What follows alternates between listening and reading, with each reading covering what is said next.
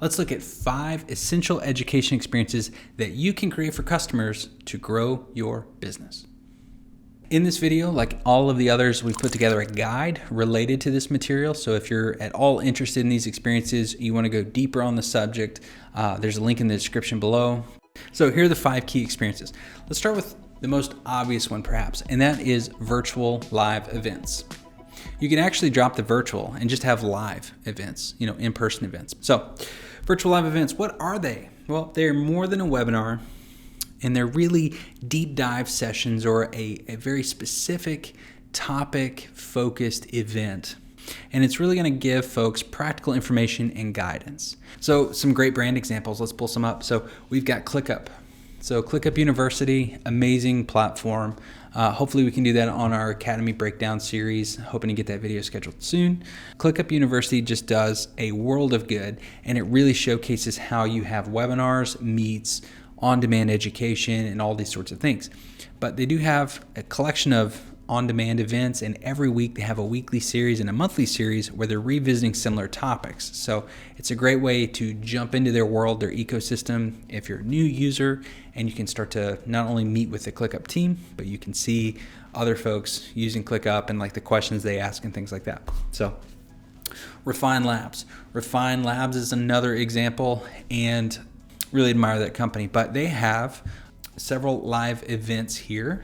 And they have State of Demand Gen podcast, which comes out of that. They have all sorts of stuff. So Demand Gen Live, weekly episode series where they just have an open meeting, have a forum. You register, you're in the room, you're participating around the conversation.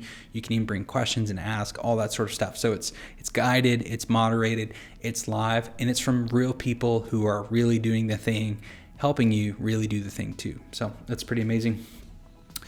Circle, I'm a huge fan of Circle Communities as a platform. Circle also has a great community program.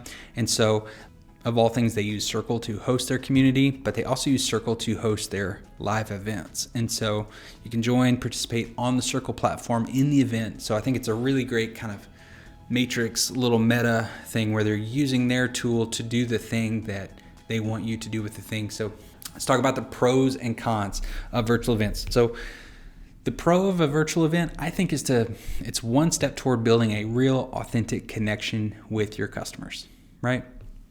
And I don't think anything will replace the actual live, true in-person events that we've seen. But as we move into a hybrid model or a virtual first model, this is a really great way to have real people at your company interacting and engaging with folks. And also, if you have a great host, if you have someone who's super familiar, you have that rock star on your team that just knows how to explain things really well, knows how to understand what customers are really saying without saying it, those types of folks are awesome at hosting these types of sessions. So it might tag team it, but having great hosts means it can be a little less structured, a little less planned, a little less overhead on your part by putting these together. And finally, these virtual live events are just a great way to test a training idea. If we think about MVPing your customer education, one of the best ways you could do that is simply host a live event around a topic and see what the feedback is. If you get great feedback, great engagement from your customers, that might be the topic that you want to turn into an on-demand program, or you want to turn into a certification or a premium offering or experience. So virtual lives, a great way to test your content, a great way to build connection, and it can require less prep if you have great hosts. All right, on to number 2. Second experience type is the cohort. So if we expand our virtual live concept, cohorts can really be an incredible engagement strategy. And where they work best is when you're moving groups of similar customers through a defined experience or path, right? And so the benefit of that is there's a group of folks moving through it together so they can learn from each other in addition to having to learn from the facilitator or the expert, but they actually get to connect and engage with their peers. From a revenue perspective, if we think about if we're going to commercialize training, cohorts, I would say potentially offer a higher ticket value than some on-demand or some virtual live trainings, in that they're longer in duration. Not only is the expert, helping contribute to the value, but who you get with you in that cohort can dramatically increase the success or the return on the investment for a cohort in a commercial sense. So you're combining on demand, you're combining real people interaction, combining resources, a lot of good things there. So pretty high value proposition. So some great examples. Let's see here. I've pulled up Disco, and Disco is an amazing, it's a platform for hosting cohorts and virtual live events. So they do a really, really great job of curating events and showcasing those things and moving people, their own customers, through a cohort, showing them the power of what cohorts can be. So Disco, Bernstein Academy. There's so many things to say about this group, this organization, and Josh himself partnered with a couple of different organizations here to bring Bernstein Academy to life. We can dive into that. There's actually a whole team behind that's pretty special, worth exploring. But again, moving professionals in a cohort sense through a common core of experiences, but then letting that cohort take shape based on who's in the experience. And then product-led growth. Truly a cohort-based experience. What's really neat is they do things in a cadence and a scheduled, so it's not just open enrollment forever. If you want to join a particular cohort, they really kind of time box that. And what I think the biggest output of that is that you now have, enrollment windows where you can put a lot of energy around getting enrollments into that cohort, and then you can kind of roll off that, initiative, roll off that marketing effort and focus on the success, versus having just a catalog of on-demand where everything's always on sale. You're always kind of pushing that. You can really develop a nice cycle with cohorts, and product-led growth is an excellent example of doing just that. So we've talked a lot about the pros of that just in conversation, but let's list some out here. So I would say the peer-to-peer learning is definitely a pro. It really enhances the experience. It's not a one-to-one relationship anymore. It's a one-to-many, kind of a campfire approach. And I like removing the expert from the experience, and we're learning as we go through this together. That's a really special kind of pro. The other thing is, because we have so many different types of experiences, there's an opportunity for much higher engagement, right? So if we architect our cohorts well, we can have different types of content, different types of experiences, and different types of assignments, if you will. Which really is going to kind of play to each person's strengths and how they're learning, how they're experiencing the content, and how they're kind of upskilling or growing in that path. And so I think there's much higher engagement, much more than your video library where you click play, you mark complete, and then you take a quiz. Cohorts are really kind of a next level approach. So let's look at the cons. So you have a great cohort. Let's look at the realities of it though. Cohorts are going to take a lot more effort potentially to put together.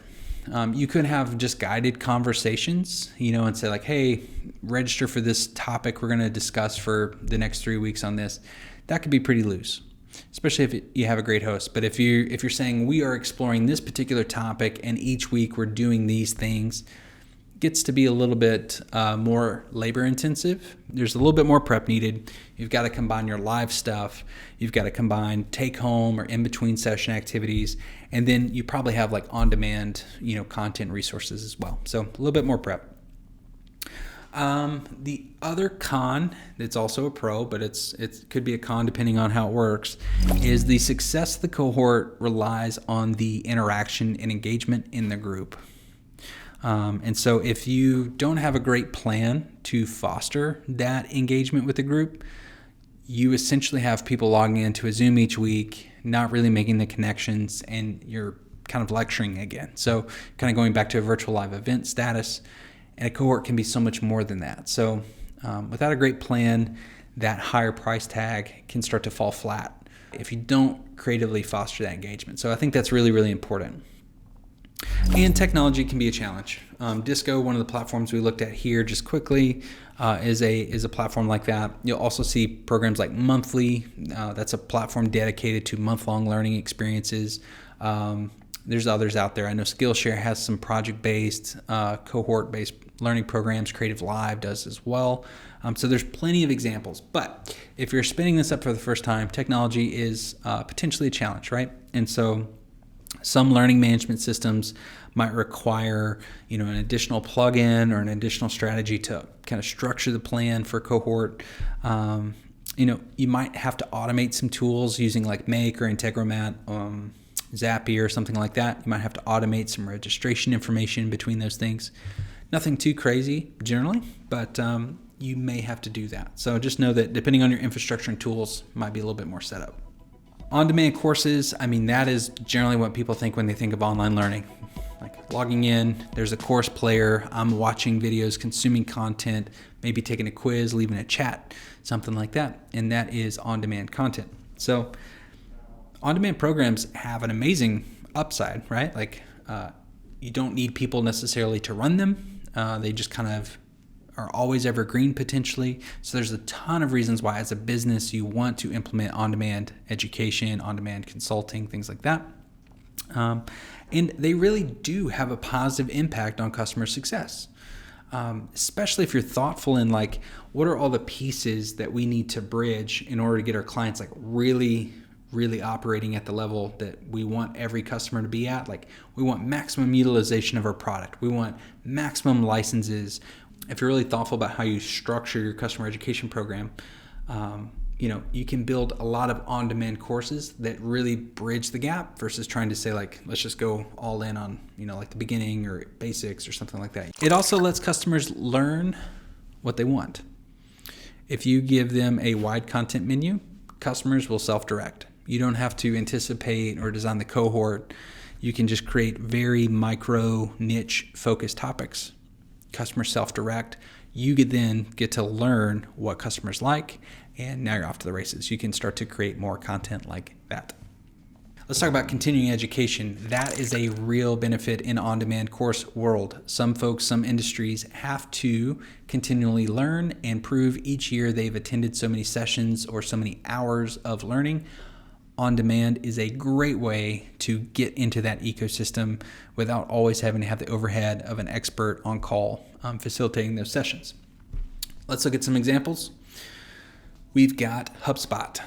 HubSpot is one of my favorite examples of customer education. They do an amazing job. Highly beautiful, produce content, really practical, tactical advice, and they have found some really unique ways to pair education with the levels of service that you purchase from HubSpot. So they directly correlate and tie license fees and sales to what you can get certified in. It's brilliant. So now you have customer education actually like enabling sales and vice versa. And so you have a really neat kind of partner ecosystem there. I love what HubSpot is doing.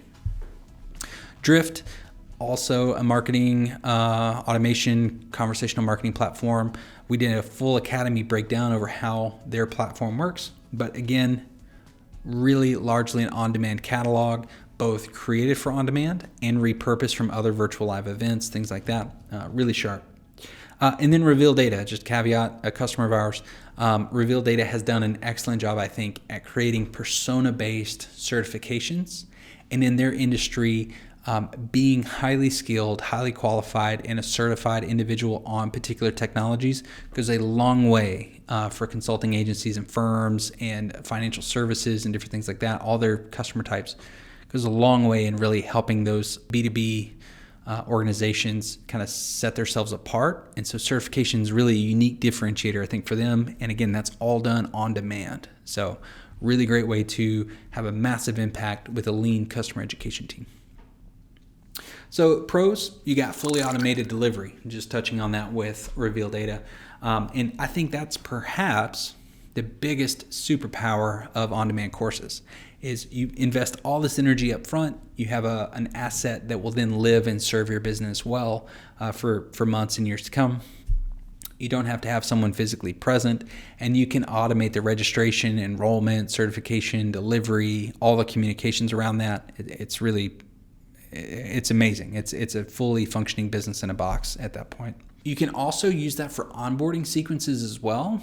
And so if you think about the first 14 or the first 30 days in your product or your service, on demand is probably one of the most efficient and highest impact ways that you can get customers to like really fall in love with your product, really fall in love with the mission, the brand, find answers, and get what they need really quickly in an on-demand way. So that is a huge pro, fully automated.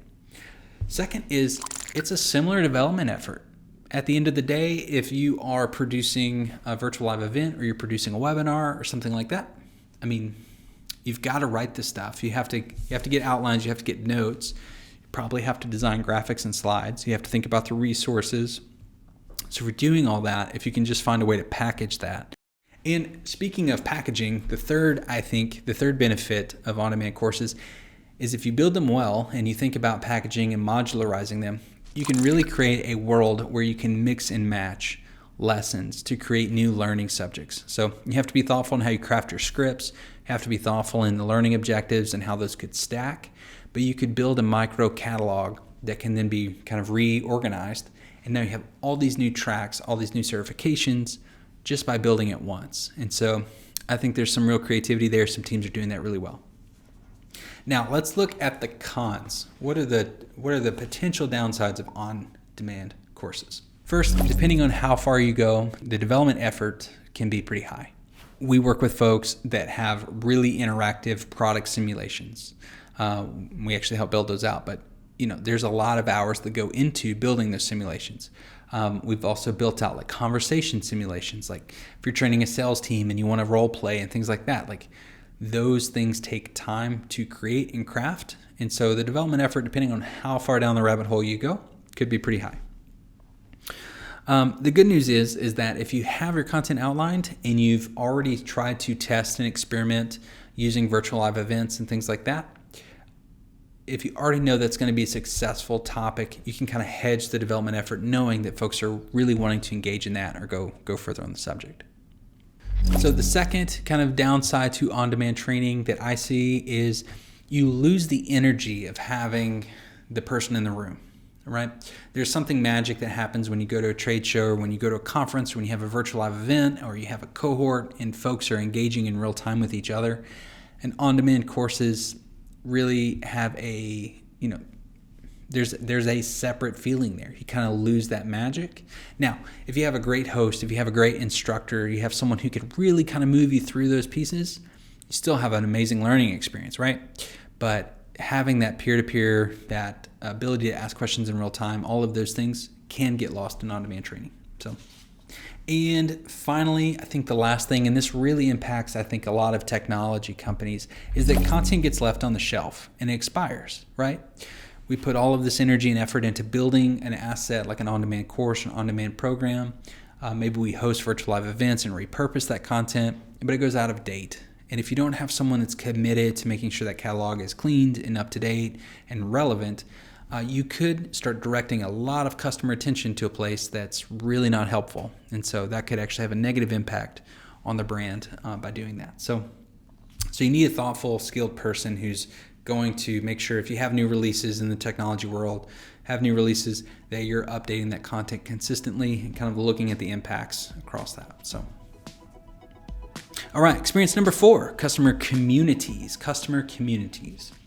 So I think communities are kind of taking the world by storm, especially like in customer success and building your own business and solopreneur efforts and all that stuff. Communities are kind of the new it thing right now. And so you have platforms like Circle and Tribe and Discord and all the things where people are, facilitating a community and really building an entire business on being the connector or the information provider or the network, essentially. So what's really neat about communities is that they start to create little pockets of the internet where the world comes together around a topic. And if you get to be the host of that, that is an extremely powerful kind of lever that you get to pull in the world of internet businesses. And so I think communities shouldn't be underrated. They do take some time, but I think they could be a really powerful addition. Either if you're just starting an initiative like this, community might be a great first step. Or if you already have a really robust catalog, community could be an amazing layer on top of that. So let's look at some examples. We've got the DGMG, Dave Gerhardt Marketing Group. Dave has an amazing community. He's got all sorts of resources, swipe files, all sorts of things. And, again, focused on B2B marketers exclusively and building community around that. Dave here has built a really great ecosystem of newsletters, articles, resources, swipe files, premium content, Q&As, all sorts of stuff. So a really rich community. Smart passive income, clearly a leader in everything on demand, internet business, all that stuff. An amazing community hosted on Circle. And I remember when Circle first kind of made their big splash and came into the market, SPI was one of the first companies that they worked with. And again, a really great example of what community can do to build or enhance a current business. MakerPad here is an amazing community for no-code developers. And so if you are at all interested in building anything, integrating tools, all sorts of stuff, but you're not, a true programmer, this is an amazing resource, one that I actually personally use all the time. And so an amazing resource here. They actually were acquired by Zapier, I do believe. And let me just check that. Yes, they were acquired by Zapier. Zapier makes you happier. That's their slogan, I think. Again, just shows the ROI of building a place where people around a particular subject are going to come and get together and talk and learn about a particular type of activity. All right, so let's look at the pros of building a customer community. So first is you develop a hub of people that are likely either your customer or who should be your customer, right? So if you're building a community over automotive service departments and improving efficiencies of dealership service lines or whatever, if you're the only hub on the internet for that, and I'm leading a department in automotive services, then there's a really good chance that my questions will mean more to those folks and we'll have good discussions, and it'll be a really niche space as opposed to going to, a dealer management system and just kind of getting the general sales content. So that could be really interesting. Another example of that might be if you are a graphic designer and you want to get bigger clients. I think the future, thinking about community, the future, kind of a spinoff of the blind agency, right? Like they have an amazing resource, an amazing community where they're helping real creative entrepreneurs build something that's really sustainable and build a business in a really thoughtful way. You're developing a hub all around a topic that your business can potentially serve. It's a really great thing. So if you cultivate that correctly, you're going to build an amazing asset, one that's going to enhance not only the value of your own business, but I think, that's an asset that even larger businesses, especially if you think about mergers and acquisitions, would really like to see. And again, MakerPad, prime example of that. So you can also find new ways of, enhancing or improving your product or service. You have a bunch of people there. They're going to talk about the good stuff. They're also going to talk about the bad stuff. Paying attention to the bad stuff can also really help you grow your business. I think that's a pro. It removes the kind of obscurity of service tickets and support desks, and your customers will appreciate that and reward you for that. All right, one of the other benefits is recurring revenue. Memberships, more than on-demand courses, more than cohorts, all that. Memberships kind of have an innate tendency or predisposition to being membership-based model. So folks are used to paying monthly fees. They're used to paying annual fees for access to that content and that experience and those people. And so if you don't have recurring revenue in your business, communities around what you do, around the folks you serve and what they need, could be a really powerful way to bring a recurring revenue stream to your business. It also adds, I would say this is another benefit, it also adds another layer to the other existing learning methods. So if you have on-demand courses, adding a community layer to that could enhance the experience, increase the ROI, increase the ticket value, improve success of your customers. If you're doing cohorts, you kind of have community built in within that group, but maybe you have an alumni, everyone who goes through that cohort, and you have a larger body of folks who've been through that program and could help you build the next phase of the thing that you're building, right? So you can definitely layer it on. And then the final thing is, with a community, you have a dedicated audience with which you can experiment new services and products with, right? You can give them early access. You can reward them for being a part of your community.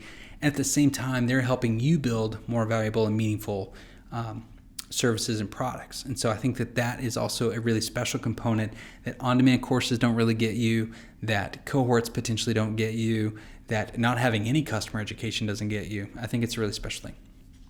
All right, let's look at some of the challenges or the cons of customer communities. So the first is the effort, right? Like you are going to have to foster the community. You're going to have a plan, a roadmap for what the stages of a community, the growth of someone in your community look like. It's not a set it and forget it business model. I think a lot of people say, I have an on-demand course. It's published. Folks, I run a Facebook ad, I run a LinkedIn ad, they click, they buy, boom, I got a business. And then let's just slap a community on there and see what happens. And then it fails, right? So you really do need to be thoughtful. If you do have catalogs of things and you want to involve a community in that, you got to be thoughtful about how you roll that out. It's going to take some effort. The other thing is moderation. In a cohort, because those are live experiences, you can kind of filter and guide in real time. When you're doing something asynchronous, or you're doing something at different times using an internet platform like a community platform to have those conversations, you're going to want someone from your team or you potentially to have a way to filter through things and ensure that conversations are thoughtful and that they're positive and beneficial, right? Having a moderation plan is a good thing. All right, number 5, probably goes without saying, you're here on YouTube. Social and public channels are a great experience for customer education. What I mean by that is when we think about customer education, especially within an existing organization, an existing entity, when it's at its inception, you're probably working as a marketer, or you're probably a salesperson, or you might be someone in customer success. Like you're kind of in another role and you're like, what can I build that is education? What can I build that is our program that is not the other things, right? So if marketing is doing webinars, I might be doing something totally different. I want to build my own thing. But having your LMS, having your training portal, having your community platform, like all those things are good, but they all require one additional step. You have to get people to that property, to that website, to that URL in order to get them to engage, right? And so there is an potentially underestimated, I don't want to say it is, there's a potentially underestimated benefit in taking the content out of that LMS and getting that on the channels where folks already are, right? So if we think about like a hub and spoke model, if the LMS or the CRM and LMS are the hub, we're going to go out to Spotify, we're going to go out to Apple, we're going to go out to Instagram, Facebook, LinkedIn, Reddit, all the things. We want to take what we've got and get it in as many places as possible and then start to bring people back into our hub. I think a lot of people say, I'm releasing a course. We have product training, we've got partner training, we've got these things, but they're not closing the loop and going back to that marketing team and saying, how can we repurpose the assets that we've just made, or how can we do this thoughtfully even upstream first? Before we make the asset, how can we do that and then connect the dots so that when we launch these products and these programs, they're going everywhere. They're not just in our little gated, hub of things, right? So if we think podcast, YouTube, short form content, Instagram stories, all that stuff, here's some great examples of that. Let's look at Business Made Simple. Donald Miller, I'm a huge fan of his personally. I love the work that he's doing, and it's something that I personally am growing in. And so I think I just want to share that with this group. Business Made Simple. Notice this, they are actually taking their lessons and repurposing them. So you'll start to see where they've extracted and reformatted content from the learning. Again, I'm paying for the learning, I'm paying for the platform, paying for the experience, but they are repurposing that and distributing smaller micro segments of that across channels, which I think is super important. Let's also look at ConvertKit. ConvertKit has an amazing community around it, and they have an amazing product for creators to deliver newsletters and landing pages and all sorts of things to help grow their business. They also have just an incredible customer education program. And so you'll see this surface not only outside of their community, you'll see this in their written content, and then you'll see this across social channels. They have just an amazing Instagram and all the other things, YouTube included. So definitely check out Business Made Simple and ConvertKit. I think those are brilliant examples of commercial customer education distributed across channels.